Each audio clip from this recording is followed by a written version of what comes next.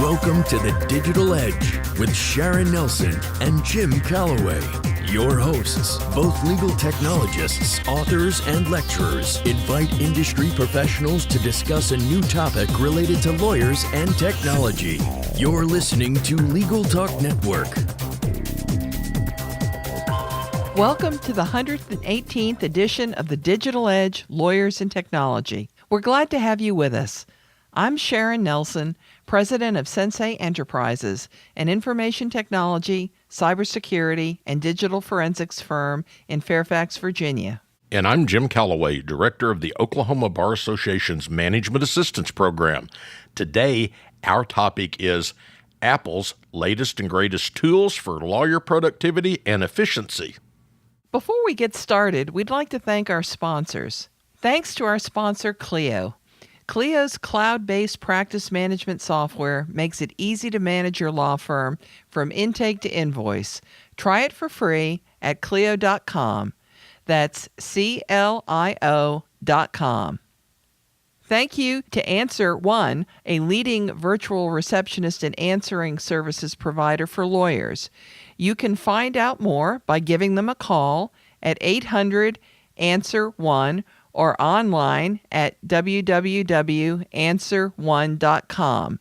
That's www.answer1.com.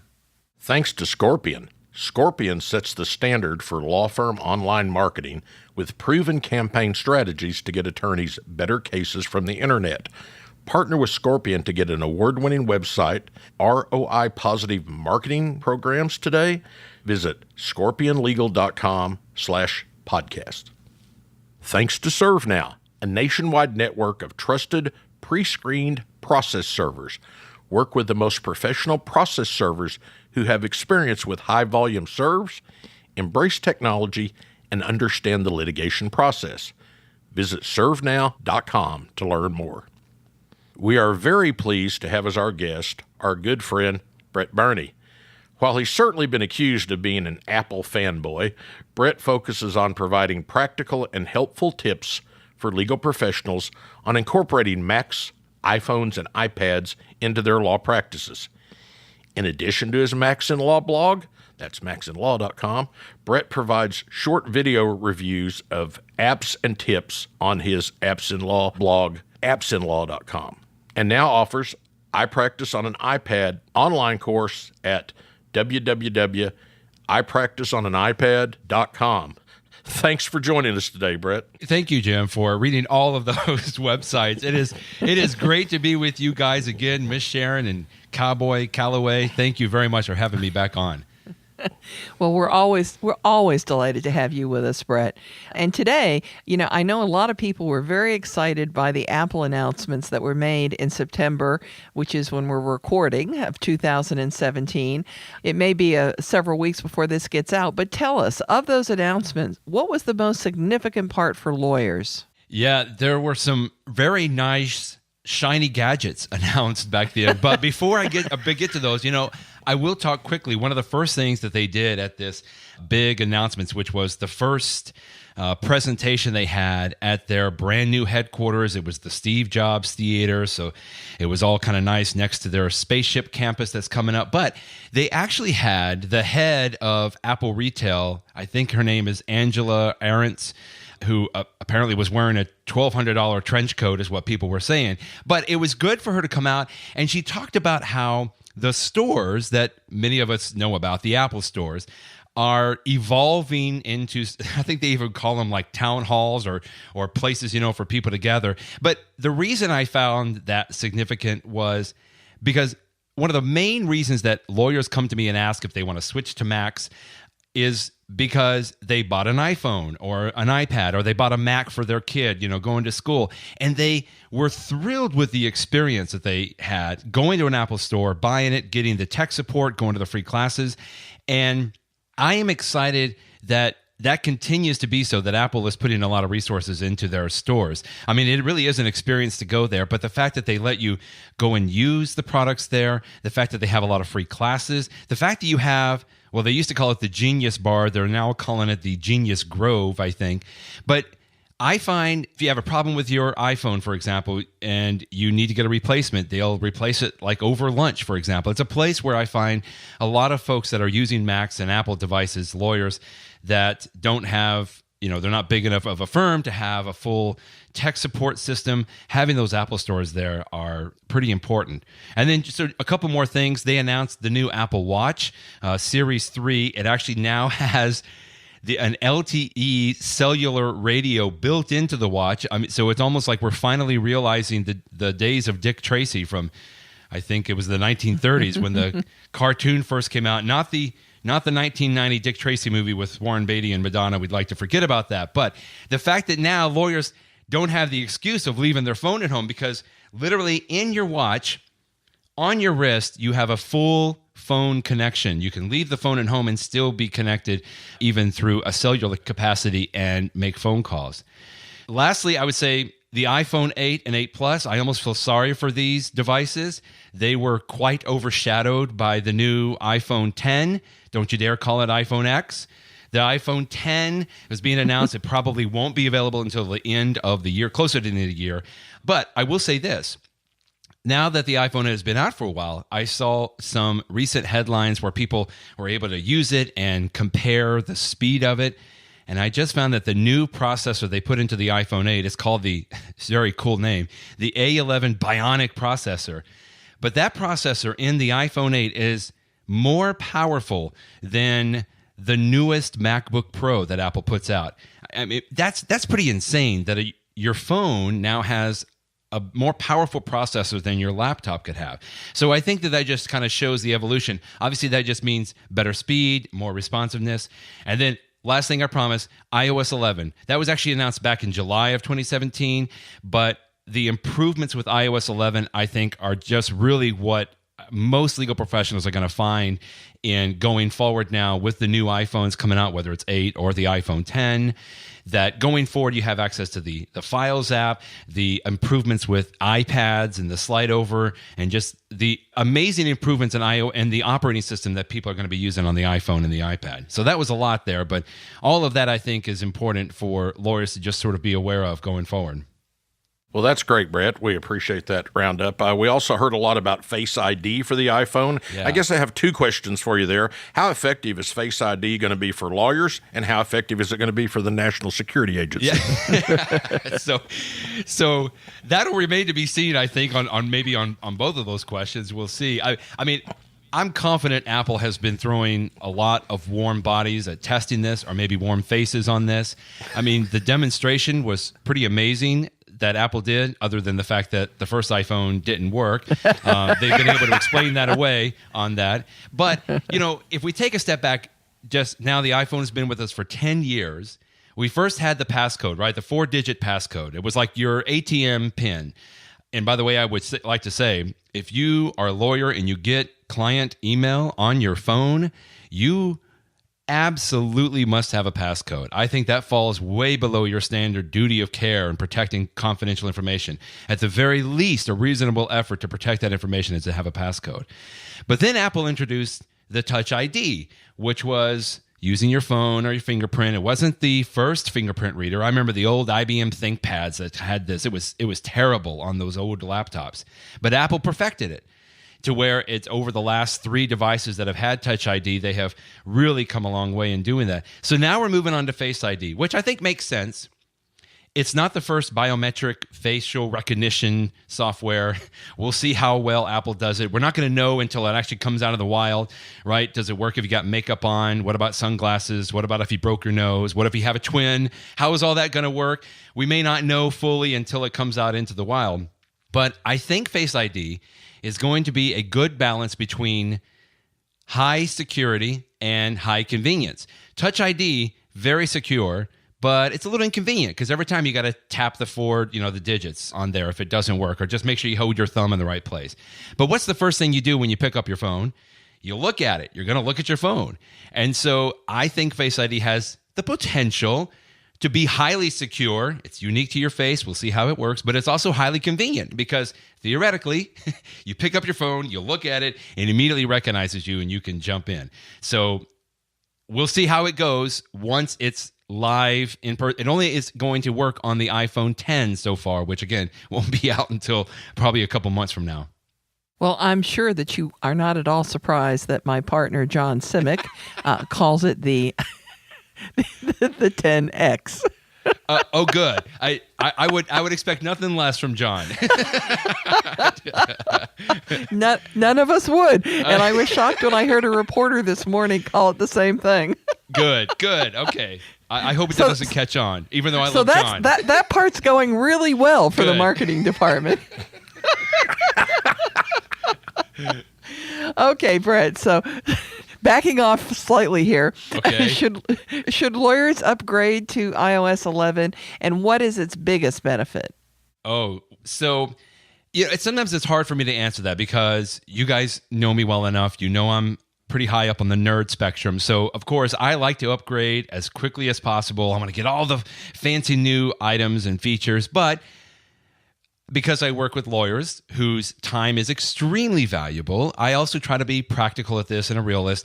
And I would say if it's not extremely important right now, I would hold off for a little while. We always see this. Apple, again, test everything to the nth degree before they release the iOS. And most of the time, it's amazing how little issues that we have. But there have been a few things. People say some apps are not installing correctly, and there's a few apps that haven't been upgraded to take advantage of the new iOS 11. So if you really rely on your iPhone or your iPad, I would say nothing's going to hurt for you to hold off for a couple of weeks, other than the fact that you see everybody else upgrading. But there's some great new features on there. The new Control Center with iOS 11 is really nifty that you can customize how that looks.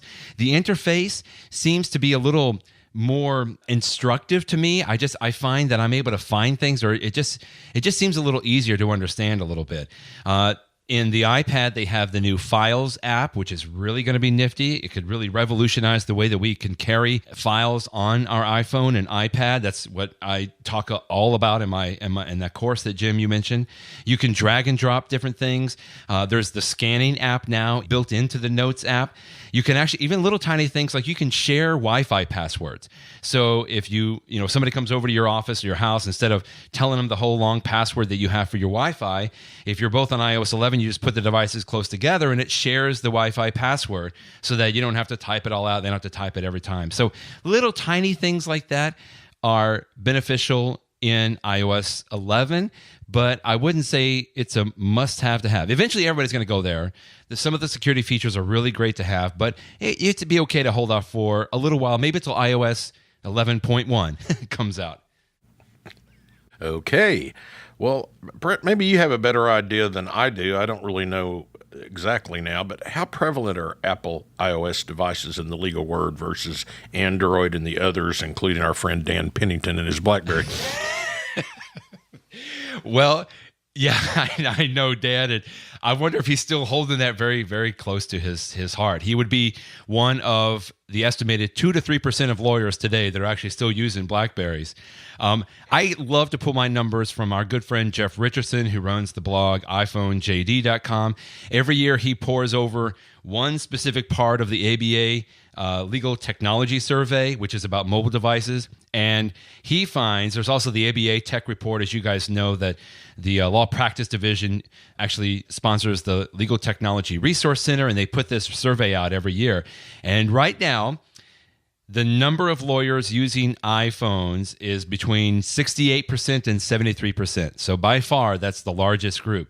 If you're not using an iPhone, you're probably using an Android. That's around 21 to 23% of lawyers are using an Android. And again, just like Dan, there's about 2 to 3% that are still using BlackBerries, and about the same number, maybe just a tiny bit less, that are holding on to their Microsoft Windows devices. But by the way, as you guys know, both BlackBerry and Microsoft are getting out of the phone markets altogether. So I would see in the next year or two, you're not really going to have a choice, save for Dan, of course, who will continue to use a BlackBerry. But most other people are not going to have a choice. They're going to have to go to either probably an iPhone or an Android device on there. And I would just quickly say, from the ILTA, International Legal Technology Association, they have most of the bigger, larger law firms. And even now, when they started asking this question about which devices do you support, all of them now support at least the iPhone by far, which even a few years ago, they didn't even do iOS devices. They obviously still support Android most of it as well, but we see by far that the iPhone and the iPad are the phone device and the tablet device that the vast majority of lawyers are using today. Before we move on to our next segment, let's take a quick commercial break. Looking for a process server you can trust? ServeNow.com is a nationwide network of local pre-screened process servers. ServeNow works with the most professional process servers in the country. Connect your firm with process servers who embrace technology, have experience with high-volume serves, and understand the litigation process and the rules of properly effectuating service. Find a pre-screened process server today. Visit ServeNow.com. Imagine what you could do with an extra 8 hours per week. That's how much time legal professionals save with Clio, the world's leading practice management software. With intuitive time tracking, billing, and matter management, Clio streamlines everything you do to run your practice from intake to invoice. Try Clio for free and get a 10% discount for your first 6 months when you sign up with the code TDE10. Of course, you can find Clio at Clio.com. That's CLIO.com.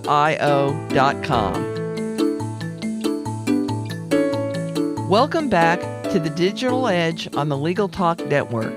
Today, our subject is Apple's latest and greatest tools for lawyer productivity and efficiency. Our guest is our friend Brett Burney, who focuses on providing practical and helpful tips for legal professionals on incorporating Macs, iPhones, and iPads into their law practices. So, Brett, which iPad/iPhone should lawyers buy today? I think you kind of answered that one. And what accessories do they need? Yeah, I would just say quickly on the iPhone, if you don't have an iPhone yet, I would say get an iPhone 8. It would be great. If you already have an iPhone, like a number 7, then you might want to hold off for the iPhone 10. If you have an older version of the iPhone, getting the iPhone 8 will be a huge world of difference for you. On the iPads, I would say I still recommend lawyers go with the iPad Pro. There's 2 sizes there, 10.5 inch and a 12.9 inch, the mega size iPad.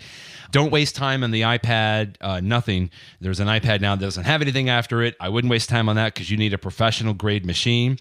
For the size, I tell folks, go to an Apple store or a Best Buy, hold them, look at them, carry them around, slip them in your purse or briefcase, just take them out again until you buy it. But just see if you like the bigger screen. Some folks like Jeff Richardson love the bigger screen. He says it's more like a sheet of paper. Others feel awkward carrying the size around. Even the smallest version of a storage on iPad is plenty for most lawyers, but if your budget can handle it, instead of getting a 64 gig, you can go up to 128 or the 512.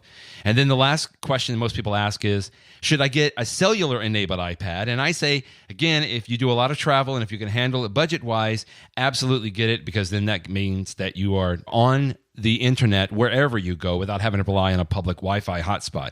And on the accessories, I say yes on the Apple Pencil. That's an extra $100 for that. And on the keyboard, Apple makes the Apple Smart Cover keyboard. That's $160. But even if you don't go with the Apple Smart Cover keyboard, I absolutely recommend for the iPad to make sure you get some kind of a keyboard. My other favorites come from the company Logitech. They make several keyboards for the different size iPads as well. Has the iPad today finally become a laptop replacement? If it's not a full replacement yet, Jim, it's getting even more darn close than it ever was. I've been talking about the iPad for 7 years now, given hundreds of presentations, CLE seminars on how lawyers can use the device, and this is always the number one question people ask me: can it replace my iPad? And I always want to say, a little on the snarky side, why do you want to replace your laptop? It's like, your laptop is a laptop. The iPad is yet another device that is designed to elevate you and your practice into the digital era, carrying around files, for example, using it as a notepad. So initially, Steve Jobs, when he introduced the iPad in January 2010, said this is a third category of device. Everybody has a phone already. Everybody has a laptop. Can the iPad fill a third category of device? And at the time, he said you didn't need a keyboard for it. You didn't need a stylus. We've seen Apple shift a little bit in that to where today with the keyboard and the stylus, and with iOS 11, the fact that it incorporates a lot of multitasking components in just like a Windows computer does, I think we are getting even closer today. It's not going to be, I don't think it's a full replacement yet, but it's getting very darn close. So, if you had to specify, what are 5 of the top apps that lawyers should download and use on their iPhone and iPad, Brett? Oh, this is always a good question, too. Number 1, I say Microsoft Word. It's a free app. You don't have to buy anything. They give the app away for free. And I say having Microsoft Word on your iPad or iPhone will enable you to view Word documents that are usually sent to you via email or that you need to open, because you can view it even in your email. There's a viewer inside the Mail app on iPhone and iPad. You can tap the Word document and you can view it, but you're not going to see any comments or track changes, or sometimes the formatting will be off. But if you open that Word document in Microsoft Word in the app on your iPhone or iPad, it looks exactly the way it's supposed to look. Then if you have a subscription to Office 365, you get even a few more abilities and features that you can use to edit Word documents, for example. So Microsoft Word, and then along those lines, even PowerPoint and Excel, all of those apps are free and available from Microsoft, and it's absolutely critical, I think, to have those free apps on your iPhone or iPad. Number 2, I would say, number 2 and 3 are kind of similar. Number 2 is a free app called Documents 6. It's from a company called Readdle, Readdle. It is basically for managing files from different cloud services or local files that you have. And number 3 is another app from the company, Readdle. It's called PDF Expert.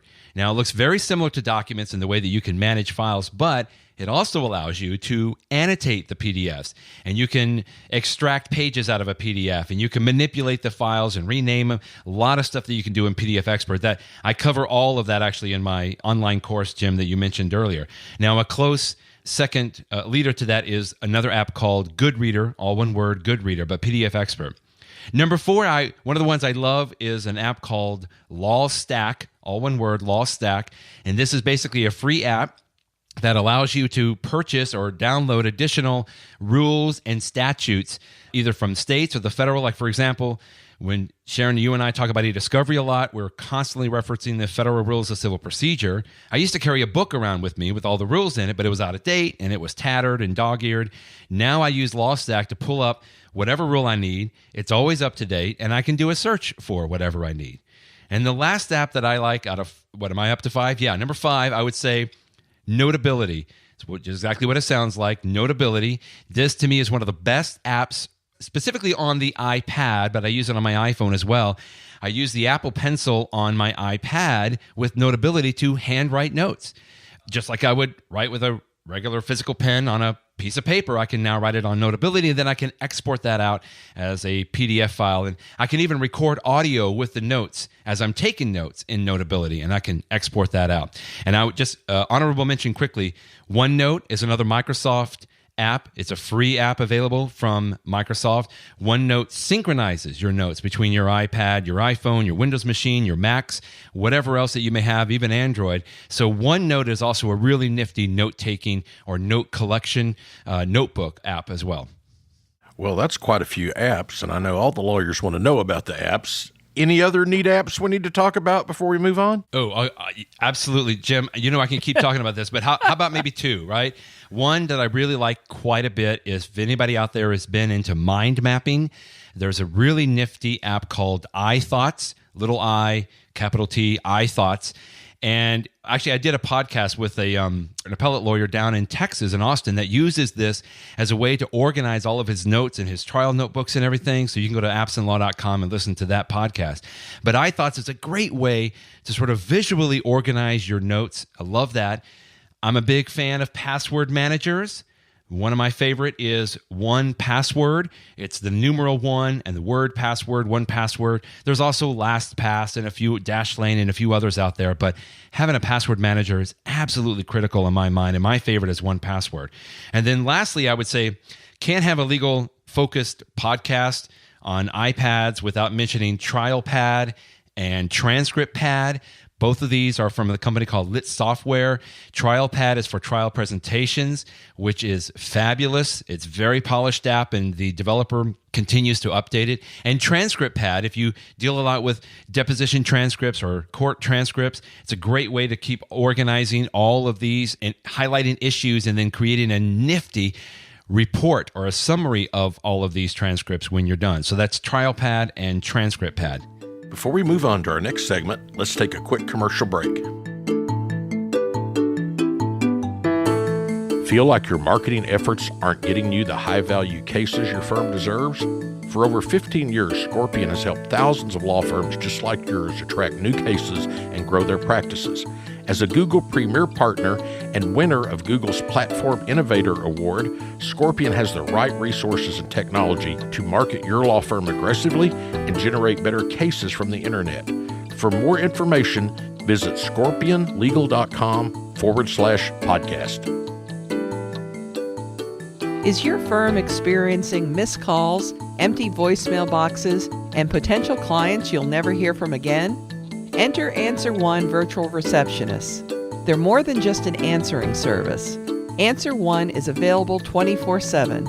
They can even schedule appointments, respond to emails, integrate with Clio, and much more. Answer One helps make sure your clients have the experience they deserve. Give them a call at 1-800-ANSWER1 or visit them at answer1.com/podcast for a special offer. Welcome back to the Digital Edge on the Legal Talk Network. Today our subject is Apple's latest and greatest tools for lawyer productivity and efficiency. And our guest is Brett Burney, our favorite Apple fanboy who has been shimmering with enthusiasm for this entire podcast. And we're not done yet. We're not done yet, but we must be done soon. Yes. So, Brett, tell us quickly some of your best tips for lawyers that use iPhones and iPads. How about if I just do one? It's one of my favorite. I just did a video on my Apps and Law website recently on this, so you can go and watch this happen if you don't really understand it. But here's the thing. I receive emails a lot from clients. I want to convert those emails into PDF files so that I can save it in my doc management system or save it into the folder, with my client files there. If I'm on a computer, I just go to File, Print, and I print it to PDF. But on my iPhone and iPad, I don't have that. But on my iPad, I can bring up the email and I'm going to print the email. Even though I'm not actually going to print it to a printer, it's actually the little reply button. There's a print menu under the reply button there. But when that print menu comes up, you see a small print preview image of that email. In other words, this is what's going to print out, right? So if you take your thumb and forefinger, or any two fingers, and you spread them apart on that print preview, it, I say magically, turns into a PDF. Just like that. And then when it turns into a PDF, you can actually say, I want to attach this to a new email, or you can upload it to Dropbox, or you can open it into another app like PDF Expert. I call it easy peasy print to PDF. And you can use this wherever you have a print function, like in Safari or in Microsoft Word or in the Notes app. I just love the fact that I can quickly convert anything I have on the screen into a PDF file by just spreading my fingers apart on the print preview image. So that's my nifty tip. Brett, you mentioned password managers, which are so critically important. What's another really important security tip for iPhones and iPads that every lawyer should know? Here's one of my favorite. Obviously, other than using a passcode that you absolutely must have on your iPhone or your iPad, I would say restrictions, turning restrictions on. Now, I find a lot of people don't know that this section even exists inside the Settings app because a lot of people look at it as parental controls, right? and which it is. In fact, for my kids' iPads, I turn on parental controls there for the kind of content that they can be viewing. But hey, we're all adults here, and I shouldn't have to turn on parental controls. But there's a lot of neat options inside restrictions. If you go to your Settings app, you go to General, and Restrictions, you turn it on. The first time you turn it on, it says, create a restrictions passcode. This should be separate and different from your regular passcode. And once you turn that on, you could really ignore most everything else inside there except location services. So all of us know that an iPad or an iPhone has a GPS radio built in to the devices. You can turn this off if you wanted to, but then you couldn't go to Yelp and look for a nice restaurant, right? And your weather app wouldn't work because the iPhone doesn't know where it is. So this is great that we have GPS radios built in, but it also helps to support the Find My iPhone app. So when your iPhone or iPad gets lost or stolen, and I said when, not if, because it will happen at some point, many thieves today will get smart and they know the first thing they need to do is turn off the location services. But if you go into restrictions, go to location services, you can say, do not allow changes unless what? Unless they know that extra restrictions passcode. So I always recommend people should turn that off so that no changes will be able to be done unless you know that extra restrictions passcode. And that way, even if they turn off the phone, because a lot of people say, well, they'll just turn the iPhone off. And I say, yes, but they have to turn it on at some point if they want to sell it or so. And every time you turn it on, the iPhone or the iPad will ping its last known location. So at least it's going to help you when you go to try to track it down through the Find My iPhone service. So that's under the restrictions, under the settings, and go to location services and say, don't allow changes unless they know that extra restrictions passcode. Well, thank you so much for being our guest today, Brett.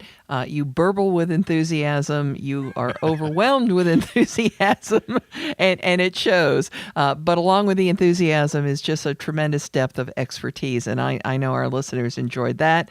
And here is to sharing a glass of Woodford with you at some point in the future. Yes. Thank you, Sharon. Thank you, Jim. Always a pleasure to talk with you, too. And that does it for this edition of the Digital Edge Lawyers and Technology.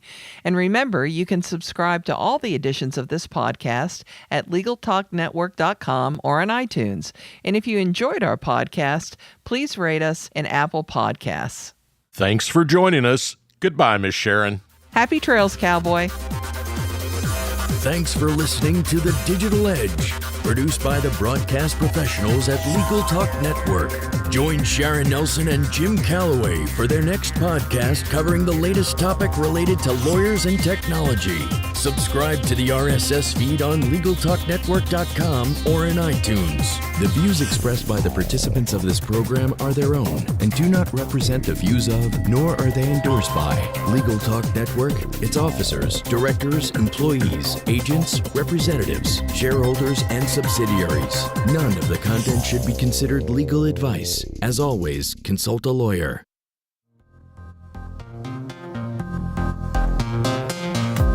Hi, this is Bob Ambrogi. I've been writing, podcasting, and speaking about legal technology for over 2 decades. Monica Bay and I co-host a show called Law Technology Now, where we interview experts behind the newest legal tech. Tune in on iTunes, Stitcher, or at LegalTalkNetwork.com to learn why technology is improving the legal industry for lawyers, their clients, and everyone as it brings us closer to access to justice for all.